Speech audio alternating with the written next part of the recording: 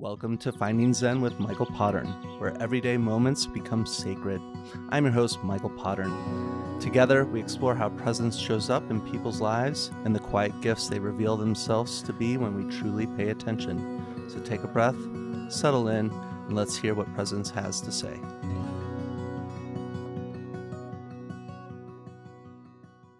Hi, I'm Jason Gore. I'm a CEO coach.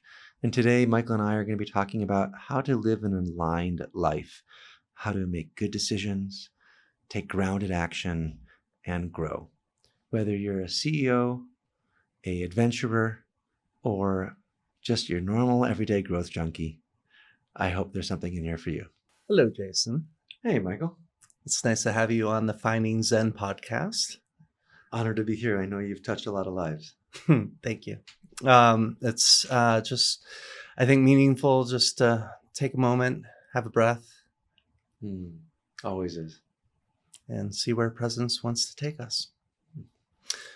So let's start off with you and your eclectic, I think, background and just kind of what you're up to in life, especially with executive coaching, as well as an adventurer. I know that you've coached thousands of CEOs in ways that I don't think most people can even comprehend. Well, at least hundreds, thousands of executives, but hundreds of CEOs. We'll just start there. Yeah, that's been quite a ride. I knew what I wanted to do when I was very young, and I knew I wanted to coach leaders. It took me a while to figure out that it was business leaders, but I was looking for how do we make a difference in our culture? How do we increase collaboration, communication, leadership? And those things have always, leadership in particular, have always been seen as something for the leaders.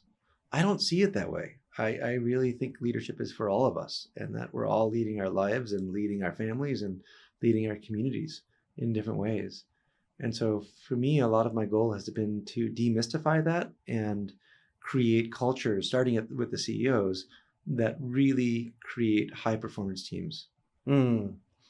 Well, I hope today we have some digestible takeaways that our audience can also utilize, because I think that there's so many overlaps of the, I think, wisdom that you get to share with the CEOs that also just applies to daily life. The funny thing, Michael, is that we see this leadership thing as this thing that people do. When you actually look at it, it's mostly about communication. 90% of the time, that's what they're doing. They're talking to people or teams. And that's what we all do every day. When we think about living an aligned life, so much of that is happening in our communications with the people that we interact with every day. Yes, I love that, because I think that brings into, the concept of embodiment and how are we communicating from our values and from our knowingness versus what we want to portray. Isn't that the truth? Yeah.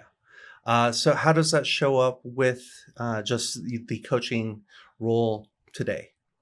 Well, I think that when a team is aligned, and that's the number one goal of a CEO, is to make sure that the team is moving in the right direction and they're all working together. It's very much similar to how we live our lives. Are we living in an aligned life? Is all the parts of us in agreement of what we actually want to accomplish in our lives and how we want to be in our lives? For me personally, the doing versus the being pieces are fighting really hard right now. And it's trying to find space for both of them to thrive. Both of those parts of me, the doing part that is ambitious and wants to get things done, and the being part that wants to be nourished, relaxed, and take care of my body. I like that, because I think, we come from such a place of headstrong and having to know all the answers versus being able to touch into intuition and the knowledge that's already there within our bodies. So let's start there. You do a lot of adventure sports as well. Yes. Tell us a little bit about the adventures that you go into. Well, I'm a paraglider, and I compete internationally in about 5 countries a year. I'm currently ranked 90th in the US and about 1,000th in the world. I'm also a professional rafting guide and lead multi-day rafting trips up to 23 days on the Grand Canyon. And I'm a pilot, built my own aircraft, or rebuilt an antique wooden open cockpit aircraft and flew that for 160 hours, a glider pilot. But these days, mostly I'm paragliding. Yeah.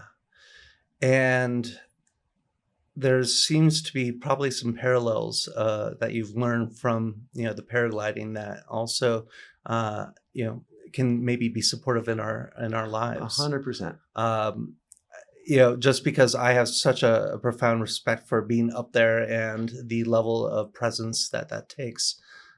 Take us up there. What does that feel like? What does that look like? Well, first of all, I love paragliding and I could talk about it all day long. What people don't tend to understand is we run off of a mountain, we get our wing over our heads, but then we go up, not down. We look for lift and we find lift that takes us to the clouds. There are certain clouds that are formed because of heat that's rising from the earth. And so I go from whatever altitude I'm at all the way up to cloud base. And then I glide, and I could glide, a long ways. But my good flights are 5 hours long and cover 120 kilometers of horizontal distance. So it's not just a jumping off of a mountain and landing. It's a lot of figuring out what the day is presenting and how to find this invisible force of upward moving air that is impossible to see directly, but you can infer that it's there from a number of other factors. And that's really the art of paragliding, is being able to understand and take in the day and find the rhythm of the day and the releases of that upward moving air and thermal well, and ideally finding friends that you could fly well with, because then you're all tasting different parts of the air and doing it together. So even though I'm up there alone, the best days are when we're in a team and moving across the sky together. Wow. I'm feeling like a couple different components there of what that looks like in just, my world. You have this sensing the direction without a destination. There's this, it seems like, feeling of how can I work with a team that I trust and that can also give me good reflection, so that we're actually working together. And then the third part that I find most interesting is the ability to make decisions in real time that you need to make and that there's no hesitation. Yeah. And can you speak a little bit to that? Because I think that's something that I know I struggle with. So let me share a story about direction.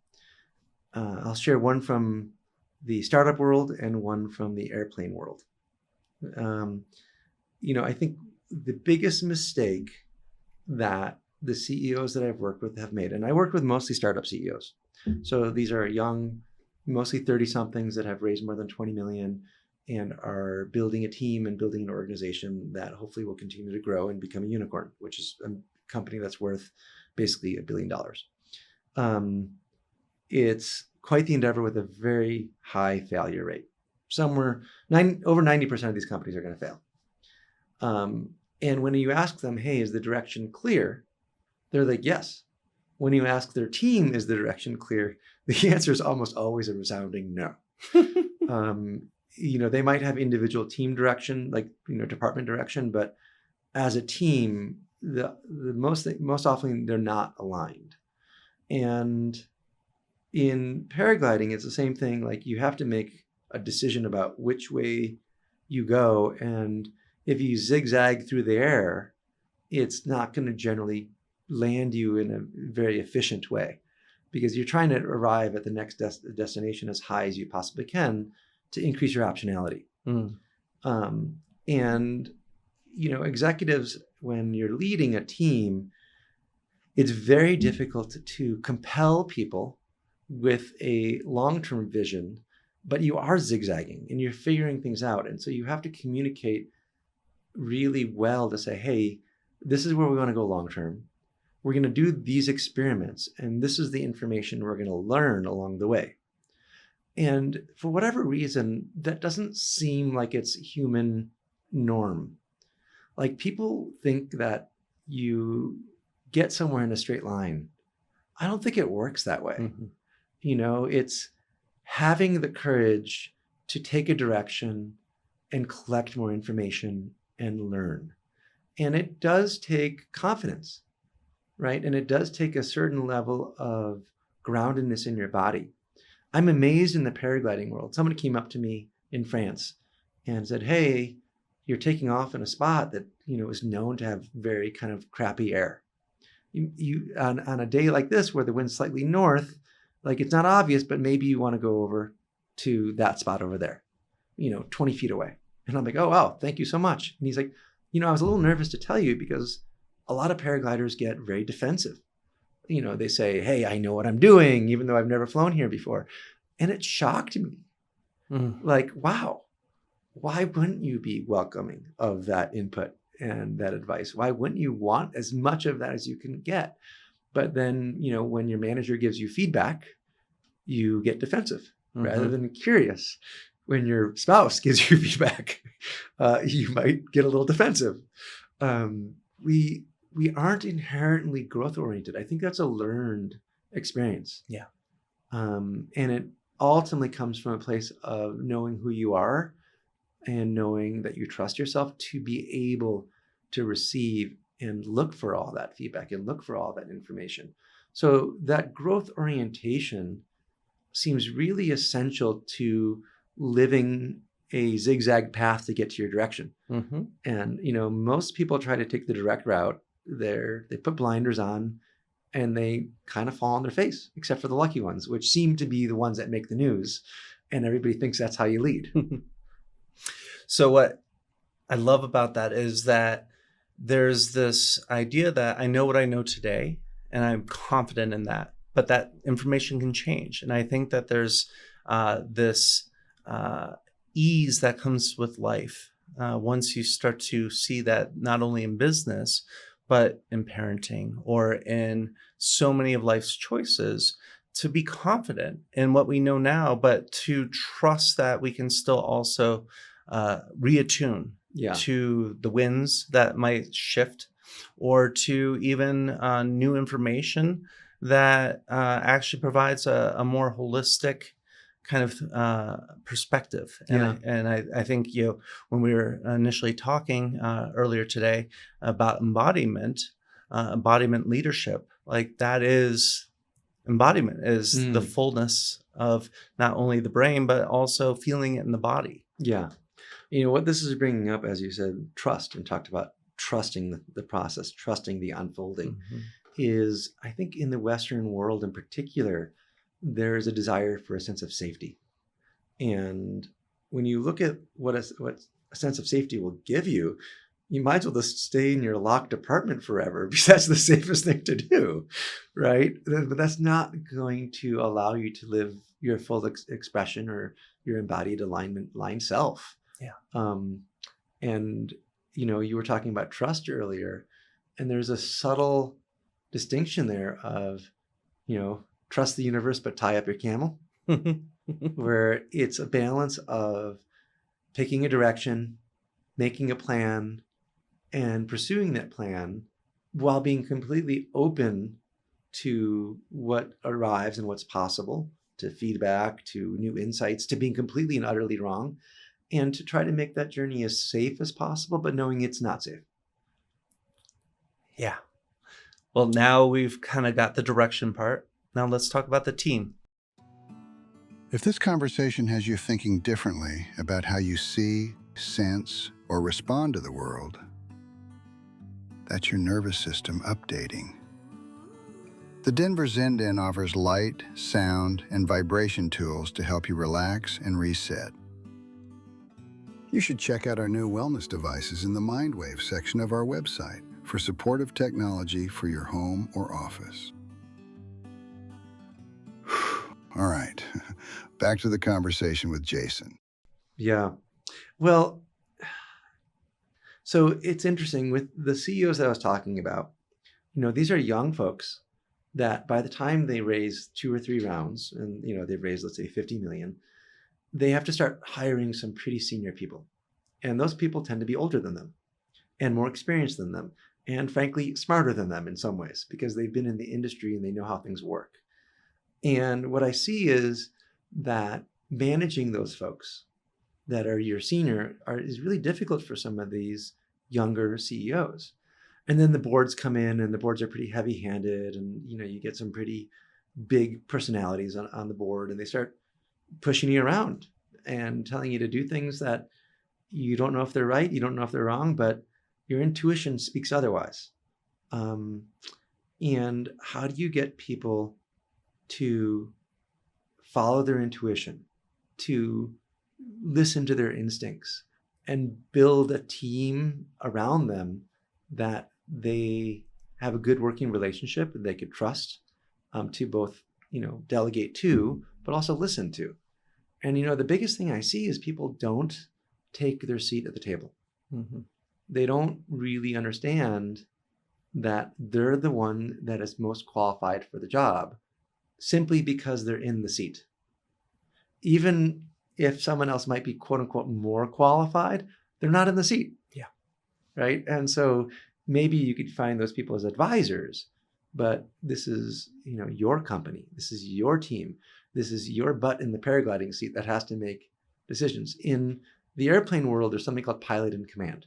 Okay. Even if your instructor is there or a friend is there, or there's two pilots in the seat, there's a pilot in command. And the biggest mistake that pilots, especially earlier pilots, make is that they don't fly the airplane. They don't take the seat at the table and do what needs to be done. When you stall an aircraft, which means you get too slow for it to fly, Mm-hmm. you have to point it down. It's not common sense, right? You want to go up. You want to point the airplane with a fully functioning engine up, but you got to point it down. And, you have to have the trust your instinct and trust your training to do that, even if it's counterintuitive. Mm. Like, you are the person in the seat that needs to fly the airplane. And I think in modern life, it's a little hard to do that. Modern life is complex. It's overwhelming. It's difficult to be a human. And, a lot of us just kind of want to throw our hands up, have our 5 o'clock drink, kind of check out, watch TV. And in the morning, we think that things will be resolved. But the truth is, the only person that's going to make your life better is you, truly, because you have to make choices that are consistent with what you want to accomplish, and how you want to be, which are inherently opposed to each other. Mm-hmm. And finding that balance and being realistic for what's available for you at this time in your life is so hard when the Western world is pushing us to accomplishing and being on Instagram and doing more and more and more and buying more and having the fancier car and the nicer house. And, there's a drive towards being a professional, being wealthy, being accomplished that, I think is good when you're younger, to cause that ambition, but it needs to settle out eventually. Mm-hmm. To find balance and to accept that only you can decide what success looks like and what a good life looks like. Mm-hmm. And it's not the superficialities. At the end of the day, from all the people that I spoke to that were on their deathbeds or older, they all say the same thing. It's not what you've done, it's how you've loved and felt love. Mm-hmm. I mean, that's really what counts. And we don't talk about that in our society very much. It's just a lovely, I'll use the word juxtaposition to kind of continue to keep in check, is the why. Mm-hmm. Why are we doing this? I think that that's not only with business. I definitely experienced that in my first business where the why got lost, and then the job didn't have that same je ne sais quoi anymore, and everything else just then became like, okay, I'm just getting by, Yeah. and almost white knuckling it through, just like, okay, I'm just doing everything just to get through the day, and then somehow tomorrow it'll be okay. Yeah. It'll figure itself out. And I think when we're in college, that's the appropriate response. You got to show up because you committed to this 4-year program, and you want to do your best. But it gets taken to an extreme. I coach a lot of venture capitalists, and hedge fund owners and very wealthy folks. And it's really interesting. I was coaching someone last year who had 40 million in the bank, and he really wanted to get another 10 to 15 to feel comfortable. And he was working really hard, but his marriage was falling apart. Mm-hmm. And it was fascinating to watch this motivation, and one, the motivation was wrong. I was really direct with him, like, hey, like, think about if your marriage falls apart, think about what it's going to cost you, right? You're negative 20 million right there, right? That's if you don't put time into your relationship and invest in that, it's actually going to have a financial implication. Yeah. But you also have kids with this person, right? That has lifestyle implications beyond that we could possibly know. But his ambition was huge. There in the boat world, in the sailboat and motorboat world, there's this thing called 1 foot-itis. Your boat is just 3 or 5 feet shorter than it needs to be. Because if you had another 3 feet, you could do this with it. You could have a little dance floor or another bathroom or a better stateroom. And it's funny, this notion of there's always somewhere to get to. Mm-hmm. And I think it drives us to not listen to our deeper sense. I work with a lot of people that have the luxury of asking the question of, what do I really want to do? And there's some people that don't have that luxury, that they need to put food on the table in the most efficient way possible, raise their kids, deal with an aging parent, where sometimes you don't have as much choice of what you do. And then your choice there is, how do you do it? How do you engage in a good way? But there's a lot of people that actually do have choice, especially in the US, where there's an abundance. And yet they don't really take that choice. They follow the cultural norms and do what they think they should do, or what their parents want them to do, and trained them to do, rather than taking the time and dropping in and asking a deeper question of, what's really my expression? What's being called forth out of me? Yeah. And what's arising? And you can't do that when you're moving a mile a minute. You have to slow down and listen. And I think that listening is both internal and then going back to the team, external. Using conflict. I know this is one of your core, I think, teachings is, really using conflict for good, and seeing that conflict is a tool in certain ways. And can you explain a little bit more of people's, I think, kind of goal that they can actually look towards with their own growth and their ability to deal with conflict? Yeah, it's a big topic. And let me first start by saying that I got interested in conflict because my family was a mess. And I watched my mother and father argue, and one would get their way, and the other would essentially throw up their hands.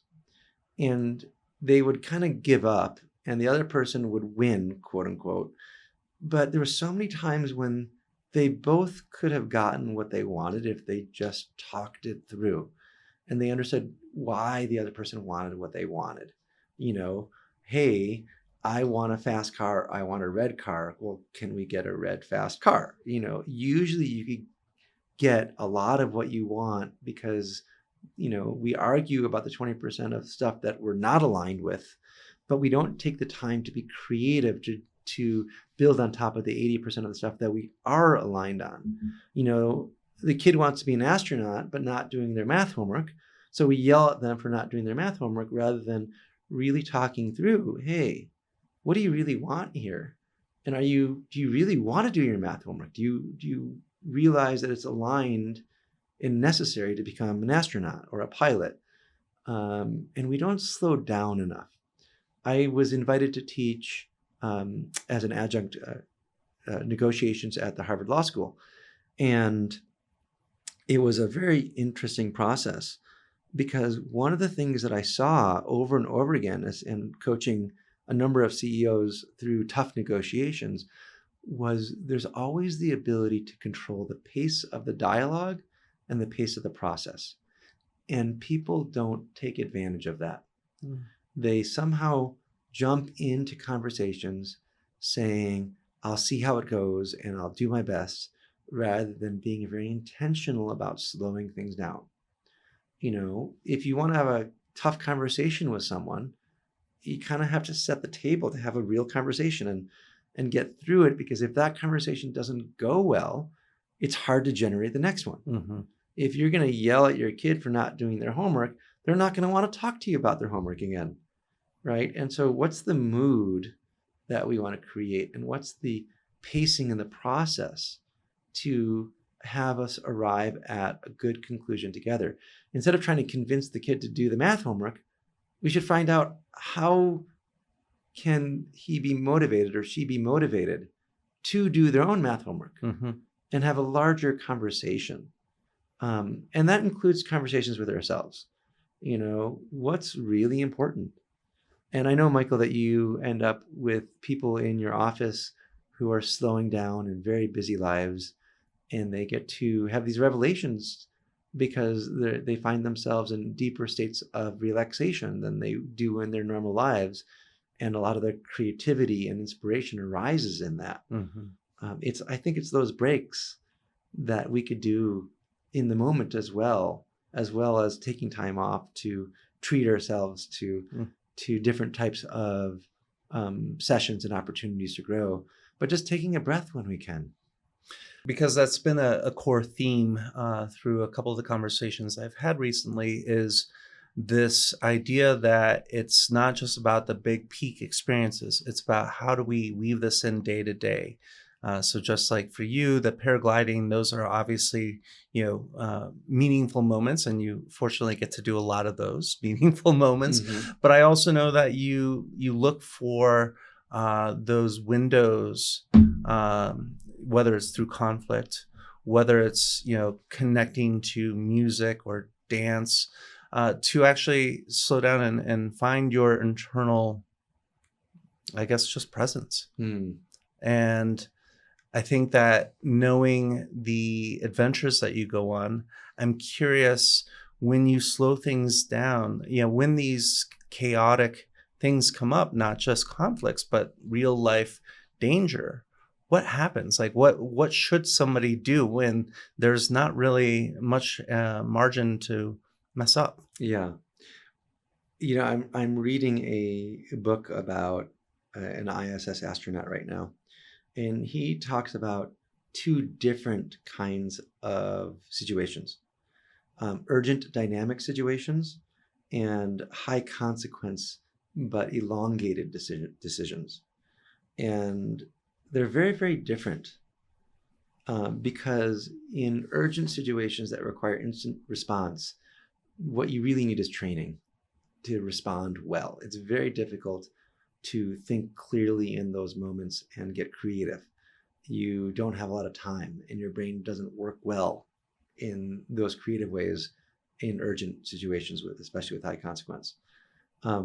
I got to watch some videos of myself in what we call an SIV in paragliding, where we simulate emergencies.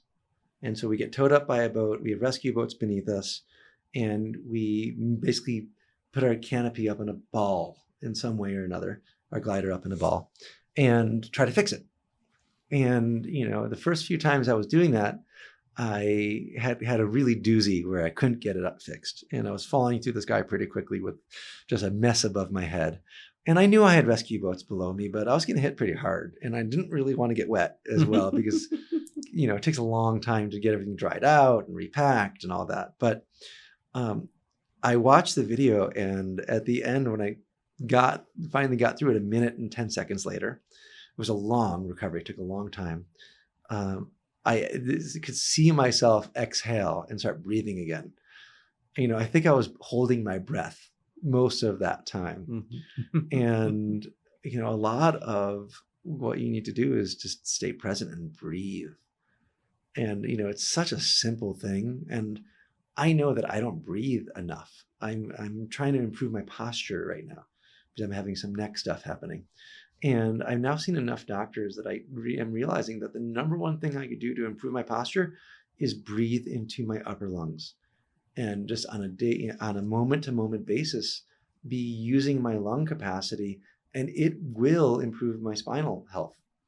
And yet, I get busy and I get overwhelmed. I'm in the middle of a move right now, which after 15 years in one house is really difficult.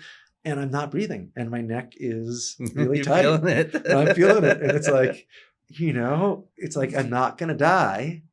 And yet I have some time pressure because there's a deadline to get out of the house. And yet I act as if I am going to die. I mean, it just brings me to both appreciation that these practices that we do, whether it's meditation, breath work, uh, movement, how they show up in so many different places in life that you never would have thought that all of a sudden is going to support you. One of my memories of you is going whitewater rafting, and we also had an incident where we did get flipped over, and Yeah. First flip in 10 years, in a little bit of a defensive cry. But what I recognized is that one, you had given training. So you said, here's the two things you don't do. You don't stand up, and you get on your back and you get ready to bounce off rocks with your feet. Yep. And that instinctually was what I needed, because then I felt calm, and then that my breath was there. So there's an interesting connection. And then there was also the serenity. And I know also there's a story from Patagonia that you also found yourself in this kind of moment of life and death. And maybe we can talk about that as our kind of ending story. So I was in Costa Rica, and it was my very first rafting trip ever. I was a passenger, but I basically got onto a guide training trip in high intensity preseason class 5. I'll jump to what happened after the boat flipped, where I was pinned on the bottom of the river, getting tumbled head over tail. Had no idea which way was up, slammed against rocks, and I could not get to the surface. I also didn't know how to get to the surface. I didn't know what I was doing then. It did occur to me at one point, do I take off my life jacket? Yeah, you didn't have the training. Right? I just didn't know what I was doing. Anyway, I was down there for a long time. And at one point, my body just decided to breathe. Like, I could not stop myself from gasping. Even knowing that I was underwater and knowing that I was not going to get air, my body basically breathed. But it didn't breathe oxygen, it breathed in water. And it was very painful. The next moment, it was like electricity shooting through my body. And at that moment in time, though, it was like, wow, I'm not going to get out of here. And I found myself just realizing that I was going to die. I was going to drown. What happened next was a big surprise, though, because a moment before it was complete chaos. But once I accepted in my own head that this was it, something shifted around my experience of time, and all the intensity turned into tranquility. Mm-hmm. I stopped trying to get to the surface or trying to do anything, and I started looking around. And here I was in the bottom of a river. I could see light reflecting off the surface about 10 feet above me. I couldn't get to it, but it was kind of beautiful in its own way. And this isn't the light, from the other side. This was actually the sunlight reflecting off the water. But I could look at it and I could take it in. And my experience of reality when I was struggling and trying was panicked, with very little awareness of my environment. And all of a sudden, I just found myself relaxing, and I could take in the world around me. In this particular case, I wasn't breathing, but ultimately I passed out. And what the professionals have told me since then is they think that because my body relaxed, that I was able to get flushed out of the hole. And I ultimately woke up downstream, about 4 miles downstream, is where I found myself and recovered. Yeah. But what shocked me was how trying got in the way of presence and awareness. How many places can we find that in our own lives where we think we're trying to do the best thing, we're trying to solve it, instead of just, how can I move with it? Yeah. Hey, here's my kid not doing their math homework. Yeah. Right? I could try to make them do their math homework, but that's probably not going to be the best result. Yeah. Versus accept what's happening. Not accept, like accept it as a permanent thing, but accept it as what's happening right now. And really from there, get curious of how to co-create a solution rather than see negotiation or persuasion as me doing something to you. It's us having a dialogue and talking about what we want to create together and how we want to be together. Yeah, I can imagine that when any of our listeners are maybe going through something, to press pause, whether to reach out to the team and see what the you guys can figure out together. I think that's always the first step, because it's not always just how do I solve it. I think quite often people don't ask for help. Mm-hmm. And then secondly, how can I not get lost in trying to get the thing that I thought I wanted, but to actually see what is actually there for me. Yeah. And as the hidden gem. Yeah. Now, I do want to say one more thing where, once you do collect all that data and that information, there sometimes is a time to move forward because there's nothing else that you can acquire that's going to help. And it's at that point, it's time to take centered and grounded action, even if you don't know where it's going to lead.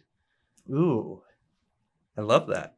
Okay, that's a little twist on it, just to actually, take action. Yeah. And confidently too. I mean, how many people want to write a book but have never written the first page? Right? How many people want to go do something but have never even picked up the phone? How many people want to cure a health issue but haven't made an appointment at the doctor? Right? And there are times when you move from a place of ambiguity because it's what's going to forward the action the most. And you try to do that with wisdom, and you just look at the consequences of it, small bites. Yeah. It is about small bites. Mm-hmm. And I think that brings us to an end today. Great. Thank you, Jason. And I appreciate us exploring how to be a little bit more present, how to be a little bit more curious, and how to find a little bit more Zen in our daily lives. Thank you, Michael. Thank you, Jason. Thank you for being here today. If our conversation opened something new for you, a little presence, a little wonder, share it with someone who might need it. Until next time, move a little slower, listen a little deeper, and keep finding the Zen in your own life.